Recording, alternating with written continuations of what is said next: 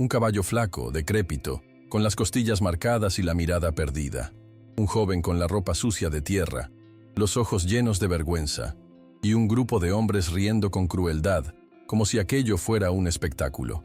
¿Qué pasaría si ese animal, destinado a la humillación, escondiera un pasado glorioso? ¿Qué harías tú si la única oportunidad de tu vida llegara envuelta en burla? Esta es la historia de un muchacho pobre y de un caballo olvidado que volvería a correr como un verdadero campeón. Si te conmueven historias como esta y crees en el poder de los animales, dale like, suscríbete al canal y compártelo con quien ame a los caballos. La plaza central de Campina Verde era un hervidero de voces, colores y expectación. Era la víspera de la gran carrera regional de caballos, un evento con más de 50 años de tradición en ese pequeño pueblo del interior de Minas Gerais. La gente se reunía como si fuera una fiesta nacional. Vendedores de pastel, niños corriendo y los dueños de Minoresi, los mejores establos luciendo sus animales con orgullo. En medio de todo eso, un estallido de carcajadas rompió el murmullo general. «¡Ahí lo tienes, Mateus!», gritó el coronel Damasceno, hombre rico y temido, señalando con teatralidad. «Ahora sí puedes correr con nosotros». Frente a él, un joven de apenas 22 años, con la piel quemada por el sol y las manos encallecidas, sostenía las riendas de un caballo que parecía sacado de un mal sueño. Era un caballo gris, huesudo, con la piel pegada al cuerpo, la cabeza baja y una de sus patas traseras visiblemente afectada. No era un regalo, era una ofensa. Las carcajadas retumbaron entre la multitud. Algunos incluso aplaudían la broma. Mateus Santos tragó saliva. Sentía que el suelo se le abría bajo los pies. Hijo de una lavandera y nieto de un antiguo peón, había pasado 2 años pidiendo una oportunidad para participar en la carrera. Y ahora, cuando por fin alguien se la daba, lo hacía como quien lanza un trozo de carne a los perros. «Ese caballo ya fue bueno, ¿sabías?», soltó el coronel burlándose. «Hace como 15 años. Está viejo y acabado, igualito a tu familia». Las palabras le cortaron el pecho, pero Mateus no respondió. Solo se acercó lentamente al animal. Entonces sucedió algo inesperado. Cuando le tocó el cuello, el caballo levantó la cabeza y lo miró directo a los ojos. Por un instante, Mateus sintió que aquel animal entendía perfectamente la humillación que ambos estaban viviendo. «Gracias, coronel», dijo finalmente, con la voz rota pero firme. «Yo voy a cuidarlo». «¿Cuidarlo?». El coronel soltó una carcajada áspera. «Ese caballo está esperando convertirse en alimento para perros. Hazle un favor a la naturaleza y acelera el proceso». Más risas, más crueldad. Pero Mateus ya no escuchaba. Tomó la cuerda que servía de cabestro y empezó a caminar, lento, decidido, con el caballo cojeando a su lado. Del otro lado de la plaza, alguien lo observaba en silencio. Isabel Damasceno, la hija del coronel, tenía 20 años. Cabello castaño recogido en una coleta y ojos que ardían de indignación. Ella conocía ese caballo y no podía creer lo que estaba viendo. La tarde ya empezaba a inclinarse cuando Mateus cruzó el portón de alambre oxidado que separaba su casa del mundo. El caballo avanzaba con dificultad detrás de él, ladeando levemente una de sus patas traseras. El joven no sabía cómo explicaría aquello a su madre. Solo sabía que algo dentro de sí y del animal no le dejaba soltar las riendas. Conceição, una mujer de manos trabajadas y rostro cansado, salió al oír los pasos. Aún llevaba el delantal húmedo del lavado del día. Cuando sus ojos se posaron en el caballo, su expresión se torció en una mezcla de sorpresa, temor y pena. No hizo falta decir mucho. La mirada entre madre e hijo fue suficiente. Ella entendió que no era un premio, era una provocación. Y sin embargo, Mateus parecía ver algo diferente. Mientras acariciaba el lomo áspero del animal, su expresión no era de derrota, sino de cuidado. Había ternura en sus dedos y una curiosidad silenciosa en sus ojos. Esa misma noche, Mateus recorrió el vecindario. Pidió maderas viejas, una lona rota, unos clavos sobrantes. Con manos torpes pero decididas, armó un refugio improvisado al fondo del terreno. No tenía paredes firmes, ni techo seguro, pero ofrecía abrigo contra el frío que caía desde la sierra. Con los pocos reales que le quedaban, compró un poco de heno y una mezcla de granos. Cuando regresó, el caballo ya lo esperaba, de pie, como si supiera que su suerte empezaba a cambiar. Mateusz colgó una bombilla y encendió la luz. Bajo su tenue resplandor, notó algo que hasta entonces le había pasado desapercibido. En las patas del caballo, cicatrices viejas dibujaban patrones extraños, casi como marcas de guerra. También había una cicatriz del lado izquierdo del pecho, profunda y antigua. La sospecha fue inmediata. Fue hasta la casa de su vecino Benedito, un hombre de mirada sabia y memoria intacta. Había sido domador, veterinario rural, hombre de campo. Al ver al caballo, Benedito no tardó en reconocer lo que otros no verían jamás. Aquellas eran señales de un pasado glorioso, marcas de herraduras especiales, cicatrices propias de un campeón, y un nombre escapó de sus labios con reverencia: Ventania. Mateusz no podía creerlo. Ese era el caballo de la difunta esposa del coronel, el que había desaparecido sin explicación tras su muerte.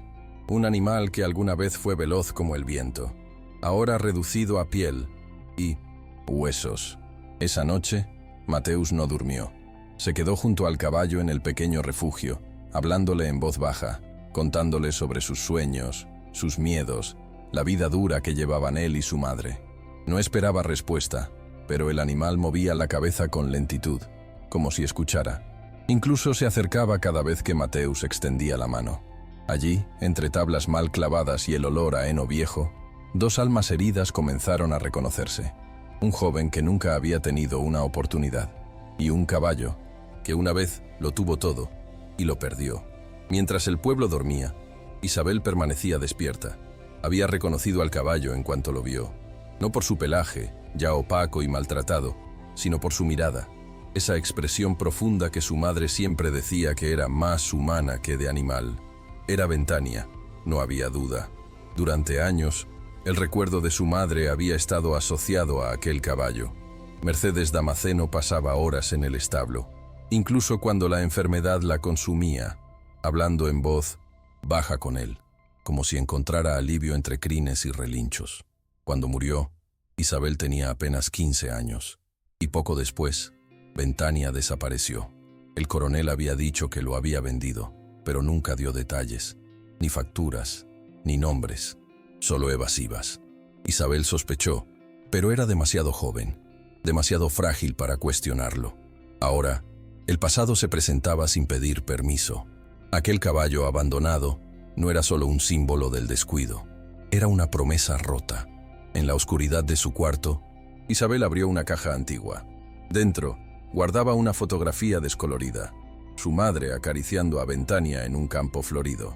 La misma cicatriz en el pecho, las mismas marcas en las patas. Era él. No podía permitir que terminara sus días así. Mateusz pasaba las horas siguientes como en un trance. Alimentaba al caballo lentamente, le limpiaba las patas, intentaba hacerle sentir confianza. En cada gesto, una mezcla de respeto y esperanza. Los primeros rayos del día siguiente revelaron algo que, durante la noche, era apenas intuición. Ventania se movía mejor. Todavía cojeaba, pero algo había cambiado en su postura. Ya no era solo un animal esperando el final, era un ser vivo reaccionando al cuidado. Conceição observaba desde la ventana. Veía a su hijo hablarle al caballo como si fuera un amigo. Veía al animal acercarse con lentitud, inclinando la cabeza, aceptando la compañía. Cuando Benedito regresó esa mañana, trajo consigo un puñado de hojas secas, un frasco de vidrio y una expresión preocupada. Había examinado mejor la pata trasera durante la madrugada. Detectó una lesión antigua en el tendón. No era terminal, pero sí delicada. Si el animal era forzado, podría quedar paralizado para siempre. Aún así, el viejo hombre creía en una posibilidad. Le habló a Mateusz de un tratamiento antiguo, casi olvidado: masajes con barro rojo y compresas de hierbas. Una técnica de los tiempos en que la medicina venía del monte y de la experiencia. Mateusz no dudó. Comenzó los cuidados de Minmanesento inmediato, aún sabiendo que tendría que faltar al trabajo, que el dinero escaseaba, que muchos lo llamarían loco. Lo hacía por algo que no podía explicar del todo. No era solo por la carrera, era por justicia, por darle a ese caballo, al menos una vez más, la dignidad de ser tratado como lo que realmente era. La noche cayó con un silencio denso, interrumpido solo por el susurro del viento entre los árboles. El refugio improvisado temblaba con cada ráfaga, pero Mateus seguía allí, arrodillado, junto al caballo, frotando con paciencia la mezcla de hierbas y barro que Benedito le había enseñado a preparar. Los dedos del joven se movían con cuidado, casi como si acariciaran una herida antigua en un amigo muy querido. Ventania, aunque todavía débil, ya no retrocedía ante el contacto. Respiraba más tranquilo. En sus ojos cansados empezaba a brillar una chispa nueva. Fue entonces cuando oyó pasos, ligeros, apresurados, sobre la tierra húmeda. Una figura apareció en la entrada del refugio, envuelta en penumbra. Era Isabel. No dijo una palabra. Entró con una bolsa entre las manos y colocó en el suelo frascos, vendas, una botella térmica. Sus movimientos eran firmes, casi instintivos. Se arrodilló junto a Mateus y empezó a ayudar. No hizo falta preguntar cómo sabía qué hacer. Sus manos revelaban que lo había hecho antes, muchas veces. Ventania giró la cabeza al sentirla. La reconocía. Durante horas trabajaron en silencio. Solo se oía el murmullo del viento y la respiración del caballo. Isabel aplicaba las vitaminas, masajeaba la pata lastimada y con un paño húmedo le limpiaba suavemente el lomo. El animal no se resistía. Al contrario, parecía calmarse con su presencia. Cuando terminaron, Isabel se quedó sentada en el suelo, observando a Ventania. Entonces, con voz baja, comenzó a hablar. Contó cómo su madre, Mercedes, pasaba horas junto al caballo, incluso en los peores días de su enfermedad. Decía que él la entendía sin palabras. Cuando murió, Isabel prometió que lo cuidaría, pero no fue capaz. Era joven, estaba rota por dentro. Dejó que su padre decidiera por ambos. Esa noche, entre silencios y suspiros, Isabel comenzó a cumplir la promesa que había roto hacía 5 años. A la mañana siguiente, la bruma cubría los tejados de Campina Verde como una manta húmeda. En el fondo del terreno, Mateus no había dormido. Seguía junto a Ventania, repitiendo los movimientos enseñados por Benedito con una precisión obsesiva. Cada 2 horas, masaje, ungüento, limpieza. Una rutina que exigía más que fuerza. Pedía fe. El caballo mejoraba. Lentamente, sí, pero mejoraba. La claudicación ya no era tan marcada. Tenía más apetito. Sus orejas, antes caídas, ahora respondían a los sonidos. Mateus faltaba al trabajo. Perdía dinero. Escuchaba comentarios en la calle, burlas sobre su caballo milagroso. Algunos apostaban cuánto tardaría en retirarse de la carrera. Otros le ofrecían dinero para que desistiera, pero él no respondía. Cada palabra ofensiva reforzaba su decisión. No lo hacía por orgullo. Lo hacía porque Ventania no era solo un caballo viejo. Era un símbolo de abandono, de dolor, de segundas oportunidades. Isabel venía todos los días. Traía más medicinas, consejos y también silencios necesarios. A veces trabajaban sin hablar, compartiendo solo miradas y gestos. Ella conocía a Ventania como si fuera parte de su propia historia, y en cierto modo, lo era. Una noche, mientras aplicaba el tratamiento, Mateus notó que algo dentro de sí también cambiaba. No solo cuidaba a un caballo, descubría algo que nunca había sentido, un propósito, como si su vida por fin tuviera dirección. El tiempo corría, la carrera se acercaba, y Ventania, poco a poco, parecía recordarlo. El día amaneció nublado, con una amenaza de lluvia suspendida en el aire. El cielo era una manta gris que cubría todo Campina Verde, como si incluso la naturaleza estuviera conteniendo el aliento. Mateus se levantó antes del alba. Aplicó el último tratamiento con manos, temblorosas pero decididas. Ventania se mantenía de pie, con la cabeza erguida, los ojos más despiertos que nunca. Caminaba con mayor firmeza, sus movimientos eran menos torpes. Aún así, la duda latía dentro del pecho de Mateus como un tambor. ¿Estaba haciendo lo correcto? Conceição lo observaba desde la puerta. En sus ojos, preocupación y también orgullo. Le entregó una muda de ropa limpia, lavada con esmero la noche anterior. No dijeron nada. No hacía falta. En el camino hacia la plaza, los rumores lo seguían como ecos. Había apuestas sobre si Ventania llegaría siquiera a la mitad del recorrido. Algunos reían al verlo pasar. Otros se limitaban a mirar con lástima. La plaza estaba abarrotada. Más de 200 personas se habían reunido. No por fe, sino por morbo. Querían presenciar el espectáculo de la derrota. Los otros competidores lucían sus caballos como joyas, musculosos, brillantes, entrenados. Mateusz, en cambio, bajó de la carreta con su animal flaco y lleno de cicatrices. Lo tomó de las riendas y caminó con él hacia el punto de partida. Isabel lo esperaba al borde de la pista. Lo ayudó a ajustar el cabestro. Le susurró unas palabras al oído. No eran de ánimo, eran de gratitud. A lo lejos, el coronel Damasceno observaba todo. Su rostro, por primera vez, no mostraba burla ni superioridad, solo un silencio tenso. Había reconocido algo en los ojos de Ventania que no veía desde hacía muchos años. La señal de largada fue dada. Los 5 caballos partieron al mismo tiempo. Y contra todo pronóstico, Ventania no quedó atrás. Al principio, todos se quedaron en silencio. Nadie esperaba que el caballo viejo siquiera se moviera. Pero ahí estaba, corriendo junto al grupo, ocupando la 4ª posición con una determinación inesperada. Mateusz lo sentía bajo él, cada zancada, cada respiración profunda, cada vibración del esfuerzo. Ventania se movía con todo lo que tenía. No era rápido, pero era constante. Al comenzar la subida hacia el cementerio, la cuesta empinada del recorrido, la diferencia se hizo evidente. Los otros caballos aceleraban. Ventania, en cambio, comenzaba a perder terreno. Primero 1, luego 2, y pronto quedó rezagado. Mateusz notaba el esfuerzo, la respiración pesada del animal, el temblor en su pata trasera. «No lo fuerces», susurró. Entonces ocurrió lo impensable. En el punto más alto del trayecto, justo antes de rodear la iglesia, Ventania se detuvo. La multitud, desde lejos, creyó que había abandonado, pero no era así.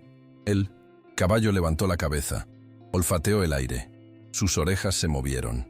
Sus ojos brillaron con una expresión que Mateusz no había visto nunca. Era como si reconociera el lugar, como si, en medio de la niebla, el pasado volviera a galopar dentro de él. Y sin aviso, comenzó a correr. Pero ahora era diferente. No era el trote esforzado de un cuerpo cansado. Era la carrera elegante y firme de un campeón que había recordado quién era. Las patas golpeaban la tierra con ritmo, como si una fuerza antigua despertara desde su interior. En minutos, Ventania alcanzó al 4, luego al 3, después al 2, y en el último tramo, junto al río, emparejó al caballo de Carlos Roberto, el favorito indiscutido. La multitud estalló en gritos, incredulidad y asombro. Mateusz no usaba látigo, no gritaba, solo hablaba bajito, palabras que el caballo parecía entender. «Vamos, viejo amigo, tu dueña te está mirando». Y fue esa frase la que cambió todo. Ventania, como si la hubiera oído, sacó fuerza de lo más profundo. Su cuerpo herido, entrenado por el amor, voló por la pista y cruzó la línea de meta. 3 metros por delante del favorito. Un silencio se apoderó del lugar por un segundo eterno. Y luego, todo estalló.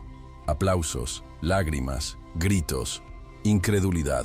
Nadie entendía cómo lo había logrado, pero todos sabían que habían presenciado algo único. Mateusz desmontó temblando. Se acercó a Ventania y le acarició el cuello. El caballo, agotado, lo miró con los ojos llenos de vida. Había recordado quién era, y había vuelto a serlo. La plaza seguía vibrando de emoción, pero en el centro de todo, Mateusz notó algo que los demás aún no habían visto. Ventania temblaba, no de miedo ni de nervios, de dolor. La pata trasera estaba inflamada, caliente al tacto. Había dado más de lo que podía dar. Benedito se abrió paso entre la multitud y, al ver al caballo, negó con la cabeza con gesto grave, pero sin alarma. «No es grave», dijo al oído de Mateusz, «pero necesita descanso y cuidado de verdad». En ese instante, entre los rostros anónimos que los rodeaban, apareció el coronel Damasceno. Caminaba despacio, con el sombrero en la mano y una expresión que nadie recordaba haber visto en él: vulnerabilidad. Se detuvo frente a Mateusz y alzó la voz. no para el público, sino para el muchacho y para el caballo. «Me equivoqué», dijo sin rodeos. «Con usted y con él». Contó, sin adornos, cómo había abandonado a Ventania tras la muerte de su esposa, cómo el dolor lo cegó hasta convertir a aquel caballo en un recordatorio incómodo, y no en lo que siempre había sido, su único lazo vivo con Mercedes. Isabel, de pie a su lado, tomó la mano de su padre. En sus ojos no había juicio, solo alivio. Damasceno miró al muchacho con firmeza renovada. «Quiero hacerle una propuesta. Quiero que venga a trabajar en Mijaras. Quiero que siga cuidando de Ventania, como si fuera suyo, pero con una condición». Mateus lo miró en silencio. «Quiero que me enseñe a cuidarlo también. Quiero aprender lo que olvidé hace años». No hubo aplausos, no hubo discursos. Solo un joven pobre aceptando, con los ojos húmedos, la responsabilidad de transformar no solo la vida de un caballo, sino la de toda una comunidad. En las semanas que siguieron, la vida cambió para todos. Mateus se mudó a Laras con su madre, que por fin pudo dejar el lavado y dedicarse a la administración del lugar. Isabel se convirtió en su mano derecha y poco a poco en algo más. Ventania, aunque ya no corría, era ahora el maestro Diae, silencioso de los potros más jóvenes. Con el tiempo, la historia del caballo descartado que ganó la carrera se extendió por toda la región. Llegaron periodistas, veterinarios, curiosos. Pero Mateus no buscaba fama. Quería algo diferente, crear un espacio donde ningún animal fuera tratado como desecho. Así nació el Centro de Rehabilitación Equina Ventania, un refugio para caballos maltratados, un proyecto social para niños sin oportunidades. Allí, los animales se curaban, y las personas también. 2 años después, en una tarde dorada de primavera, Mateus, Isabel y la pequeña Mercedes, su hija recién nacida, caminaban por los campos de Laras. Ventania, ya con más de 20 años, pastaba tranquilo cerca de la laguna que tanto amaba. «Papá, ¿cuál es la historia de Ventania?», preguntó un niño del proyecto social. Mateus sonrió, se agachó junto al pequeño y comenzó a contar, por enésima vez, la historia del caballo que todos creían acabado. Y mientras las palabras volvían a llenar el aire, el sol se reflejaba en la laguna. Ventania alzó la cabeza y miró al grupo con la serenidad de quien sabe que cumplió su misión. Pasaron los años. Cuando el viejo caballo partió, fue en paz, rodeado de aquellos que lo amaban. Mateus sostenía su cabeza, como aquella primera noche, susurrándole gracias.